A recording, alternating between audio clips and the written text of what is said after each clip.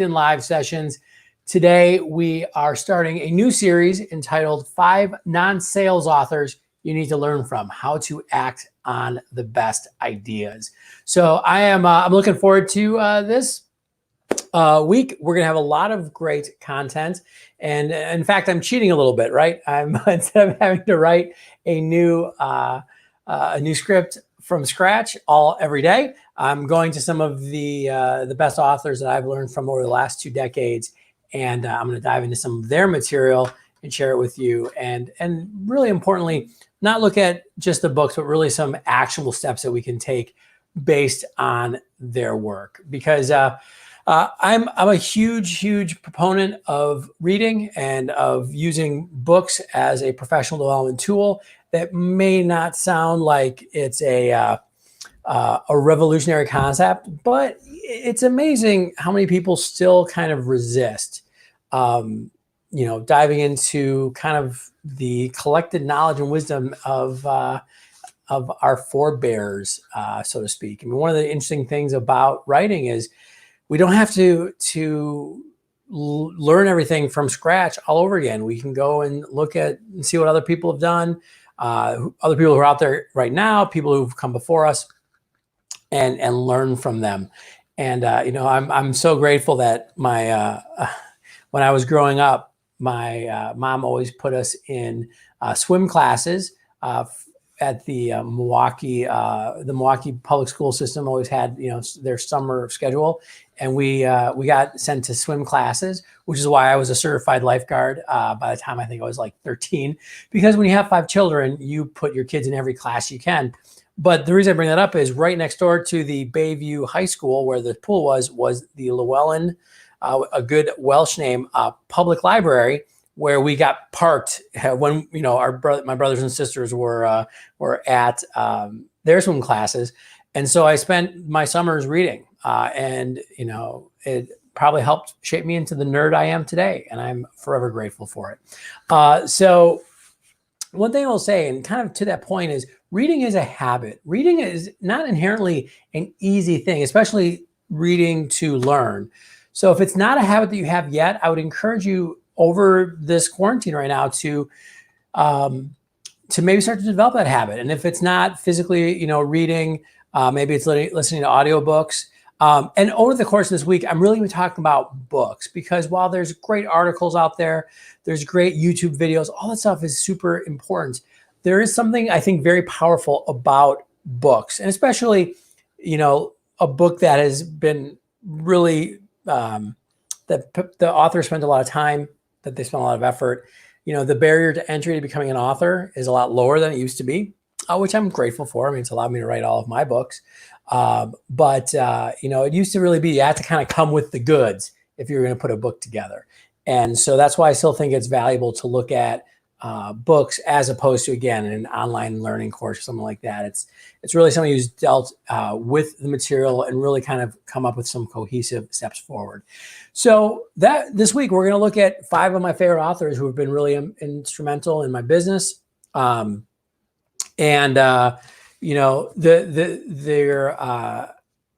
should say there's lots of many great books there. I've got shelves full of them. I'm just looking at 5 authors just because I had to kind of focus this a little bit.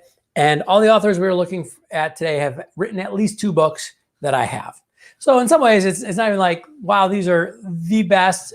These are the top 5 that I would always put on a list, although they probably are up there. But again, I had their books on hand, and I've got a lot from them. So that's kind of what we're going to dive into this week. So consider it D Fish's book club for the week. And the other thing too I'm pointing out is we're going beyond just the sales books and just the very straightforward business books. I think there's a place for them. I think that if you are in sales, if you're in entrepreneurship, if you're a business owner, you should be learning. This is a profession, and just like any other profession, you have to study, you have to improve. So I think sales and business books are valuable, but I do think that there's a lot to be gained by looking out from that very narrow lane of like, I'm going to read a bunch of sales books. Like I've met salespeople, for example, who they're very good. And they've found a lot of success, and they read a ton, but they're like only sales books. and you can just tell right away. They're also not as much fun at cocktail parties. Of course, when we have a chance to go and have cocktail parties again. So you don't have to have read these books. That's okay. But we're going to look at some takeaways from each of these. And today, to get us started, I'm going to look at the author, David Allen. All right. So I'm going to look at two of his books. David Allen's Getting Things Done and David Allen's Ready for Anything. You might have heard of David Allen before. He was pretty big whenever these books came out. I don't even know. I should probably know that. Let's find out. I think a little while ago. Probably could have looked at this beforehand. This was, holy cow. Why are you making it so hard for me to find a copyright date? 2001. There we go. So, gosh, almost 20 years old, but still valuable. And David Allen, of course, if you haven't figured out from the titles, really talking about productivity, about how to get things done.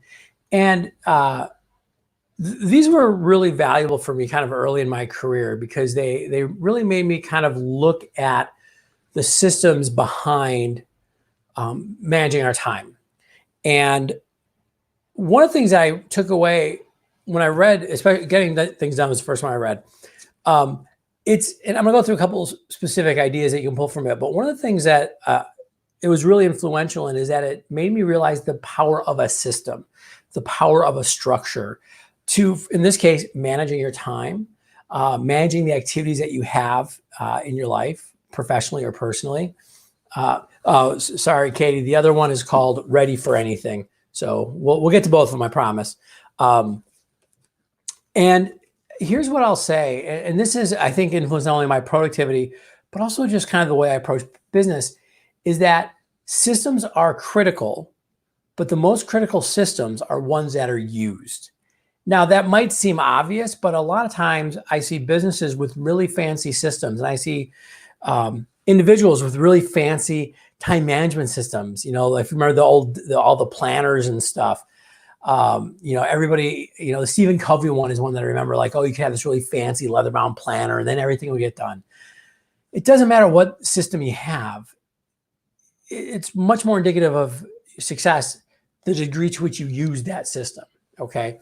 And so when I first read Getting Things Done, I was like, oh, this is a really good system. And I'm like, well, but there's other systems that are good too. It's just a matter of if you actually have the discipline to do it. That's key. And to David's credit, he really addresses that. He really talks about the need for discipline and following a system. So here's a couple ideas to pull from Getting Things Done. So probably the most valuable for me was this idea of closing open loops. So he makes the point, I think it's a valid point, that kind of the way our brains work is that it's almost like RAM, all right, in a computer where there's just only so much stuff we can keep in our mind. And for most of us, the reason we feel super busy is that we actually keep cycling through the same stuff over and over. I've got to do X, I got to do this, that, this, that, this, that. Oh, and I got to do this, that, this, and we just keep going over and over through it. So one of the things that he suggests, which I think is really powerful, is this, I forget actually what he calls it, but it's like a brain dump. It's you basically take every task, big, small, immediate, long-term, abstract, concrete, and you put it on a piece of paper. So you literally try to get everything out of your brain and get it on some sort of list. And because his point is that our brains are really bad computers, right? And we can only manage those 6, 7 things maybe. And by putting it down on paper, it actually lets you move forward with those things. So that's the biggest thing. And it's something that as we finish up today, I'll go through a couple ideas, something I think we can do right now.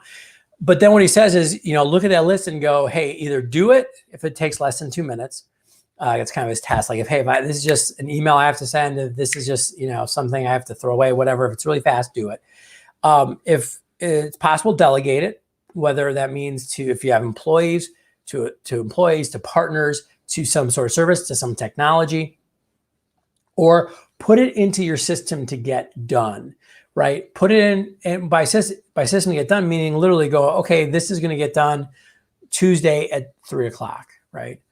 Or, and this is also something really valuable as well, put this into your idea folder. And this is something that's also been really valuable for me. because sometimes we come with these like, oh, that'd be a great idea for an article. That would be a great idea for a product or a service to sell, or hey, I should do this, or hey, wouldn't it be cool if I looked into, living in Thailand for 2 years, whatever it is. We have these ideas, and it's worth capturing them, but they don't necessarily need to go into our daily to-do list. Have some sort of list where you capture those ideas so you don't lose them, but they don't, like, again, stay right front and center. And then just have times in your schedule to go back and look at those every once in a while, right? And I think he calls it something like the someday maybe file, right? Or just, again, have a place to capture ideas, but ones that you don't need to act on right away. And the last thing you get from that is this idea of blocking out time. And I think I'd been doing this before I read his book, but if I this was definitely reinforced by his book. But one thing I've noticed both in my career and working with a lot of my clients, the people that are really successful in helping to grow their business, and grow their business might mean that they're in sales and they're just growing their book of business. It might mean that they're an entrepreneur. It might be that they're a small business owner. Are people who've actually set aside time in their calendar to review their calendar and to plan their calendar. So one thing that I've always done, actually almost since the beginning of Rockstar Consulting, was Fridays, having an hour or two to actually map out the last week. I would use it to kind of make sure I got everything, kind of checked off that I need to do the week before, but then going, what are the things that I need to plan for the next week? I think this is actually an idea I got from a Stephen Covey time management book. First Things First, also a really good one. It's kind of the same idea of planning. And also that's the idea I got from First Things First was sharpening your saw, like putting time into investing in your skill set, which hopefully you're doing it right now. And actually, by the way, I know we've got a bunch of people on. Are there any, throw out other good productivity books that you've read, if you wouldn't mind, if you have one that has stood out for you over the years. I would love to get a good list to see which ones I've read and see which ones I haven't. So that's getting things done. I actually like Ready for Anything probably a little bit more. And in fact, Ready for Anything made me like getting things done better. Because I said it was a good book. If you don't have a really good perspective on how to manage time and productivity, I thought it was really valuable. But there's other ones out there. Ready for Anything is the one that kind of made me go, all right, I like where this guy's coming from. Because what its subtitle is 52 Productivity Principles for Work and Life, one for each week. That's great. You can just read it over a weekend. Actually, it's pretty easy. And it's really more just kind of looking at very specific ideas. I think he actually took kind of like a lot of his articles that he'd written and kind of looked at the through line of some of the other work he did. And what I love about this is you can literally just pick this up, and it's almost like a little more philosophy. So maybe this is a great transition from the last series that we ran here on LinkedIn Live about Zen tools. He's not really talking about Zen, but again, it's more the philosophy of how to approach the activities in your life. So we have titles like Prime Your Principles Instead of Policing Your Policies, or You Can't Win a Game You Haven't Defined. Duh, right? But amazing how rarely we do that. Your system is only as good as its weakest link. Well, thank you, David, for agreeing with me on that. So that's kind of why I like this. Again, they're much more. They're not aphorisms. They're not like 2 or 3 lines. They're a couple pages each, but it really kind of starts diving into the importance of, for example, discipline and the importance of following your process, the importance of how do you actually prioritize what you are doing? One thing that comes up in this is the idea of you can't have a bunch of priorities, especially if you can only think consciously of a couple things. If you have a priority that's not completely on your conscious mind, it never gets done, right? So then going back to that idea of why you have that kind of that brain dump where you put it all out there. One thing that he talks a lot about in Ready for Anything, which also comes up in Getting Things Done, which I think is really valuable, is the idea of making promises to yourself and trusting yourself. So he brings up a great point that one of the challenges that we have is we make plans to do something, right? Hey, tomorrow I'm going to wake up, I'm going to do my prospecting. Tomorrow I'm going to make my phone calls. Tomorrow I'm going to work on this project. And then we don't do it, right? For whatever reason. The next time we then say, I'm going to do something, we believe ourselves a little less, right? So we actually, every time we say, I'm going to plan on doing something, we don't do it, we break trust with ourselves.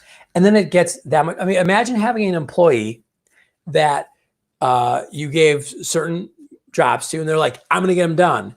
And then they didn't do them. Eventually, you trust that employee less. You give them less to do. You'd expect less from them. And the point he makes, and I don't think that this is an incorrect point, is that we have this internal conversation with ourselves. And so we often lose faith in ourselves to get things done.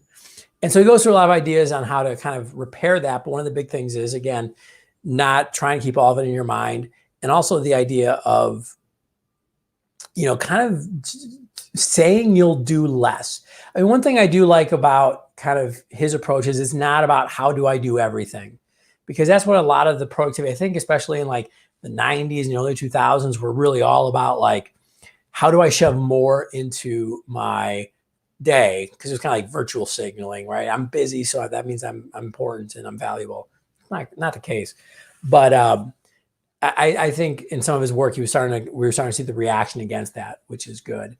But in the same way, he also does talk about the need for really having a systematic approach to dealing with the work you have, and also, again, to dealing with yourself. And I think that's kind of another way into the idea of discipline and using discipline to be more successful. One line, as I was flipping through this before that came out, that I really liked, the freer we are in our heads, the more creative output we can experience and deliver. And I think that's really powerful, right? It's a really powerful concept that, hey, it's not about just trying to create freedom up top to be like, hey, life is good. It's like the more open and free you are, the more you're able to see opportunities, the more creative you can get in really leveraging those opportunities, and the more successful you'll be. So those are the two books I want to talk about today. Again, if you have any time management books that you like, throw them up in the comments there. Katie, you are absolutely right. If you chase two rabbits, both will escape. And that actually brings me to the last book I wanted to reference, because there's so many great books out there. I wanted to talk about another book at the end of each of these that's not by the same author, but around the same topics. And I don't actually have this book on me. It was a library book, but it's still good. Greg McKeown, I think is his name, McCowan. I don't know how to pronounce his last name, but it's a book called Essentialism. And I think it's a much more recent take on some of these topics. But again, kind of pointing out the importance of really doing what's essential, because you can't do everything. One of the greatest things I really enjoyed from essentialism is just a simple statement. The plural of priority makes no sense. You can't have priorities. Like, priority means the most important thing. So then if you have priorities, you have three most important things, is the point he makes. And I think I'm like, oh yeah, that makes not a lot of sense. So, it really calls us to task to really get clear. So another interesting book to check out. And so kind of some things to do based on, David Allen's work, a couple ideas for you, what we can do this week during this quarantine. One is that brain dump. If you feel like there's so many things happening and there's so much for you to do and things to think about and projects, always go back to just writing everything down. Small, big, everything. The second idea is take this time to clear some stuff out. One of my projects this week is I'm going through some of my old bookmarks on, you're just scrolling through the web, doing some surfing. You're like, oh, that's interesting. And it might be an interesting article I found, or, hey, I want to buy that someday, or whatever it might be. You might have that list or a bunch of files somewhere. Might be a good time to go through, clear those out. Write out the ideal calendar for yourself. And it might not be for right now. Maybe it is for right now, but also look to, like, as you come out, as you get to go back to your office, all these things, like, where am I going to spend my time? And maybe put some of those review times into your calendar can be useful. Create some sort of reminder system for yourself. One of the biggest things that I do, and I talk about this when I teach networking, is I don't try to remember all of my networking contacts and when I should reach out. I have a system that reminds me, a little tickler file that says, hey, call Jim. Hey, call Lisa. And that helps a lot. And the other thing I would do too, this is a little thing, but over the next couple of weeks, make less promises to yourself about what you're going to do. That idea of keeping faith, keeping trust with yourself. So if you wake up in the morning and you're going to be like, oh, I'm going to do all of this stuff, and then it's, the craziness of the world right now, you're not that successful with getting those things done, you feel even more defeated, just dial it back. I saw a post the other day that, being quarantined, you kind of go from some days you feel like cleaning the baseboards with a Q-tip, and then the next day you're just drinking tequila, staring at a squirrel out your window. That can be pretty broad swings. So be gentle with yourself. Plan on doing less, but then just get those things done. So thank you, everybody, for joining us today on the first day of our new sessions on 5 non-sales authors you need to learn from. If you have any questions, feel free to reach out to me afterwards. Also, if you have any other suggestions of books that I should be checking out, please let me know. I'm always looking for good recommendations.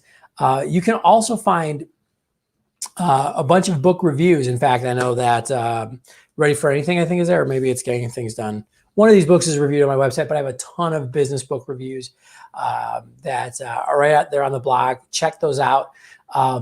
If there's anything I can do for you, if you know anybody who's looking for a virtual speaker right now or a virtual coach, please let me know. And with that, stay healthy, stay safe. Please stay home. And if you can't stay home, take care of yourself. Like I said, follow all the rules, all that kind of good stuff. And be sure to say thank you to all the people that are making things run: delivery drivers, grocery store workers, cashiers, train operators, the postal workers. They're just as scared as we are, but they're out there, like I said, making things happen so we can sit in our homes and not spread this disease. So make sure you say thank you to them. And of course, thank you to all of our healthcare workers.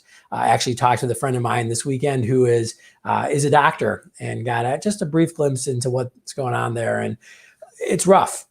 So thank you to everybody, and be sure to express your gratitude if you know somebody in your life who's on the front lines. And with that, be patient, be kind, take care of one another. Bye.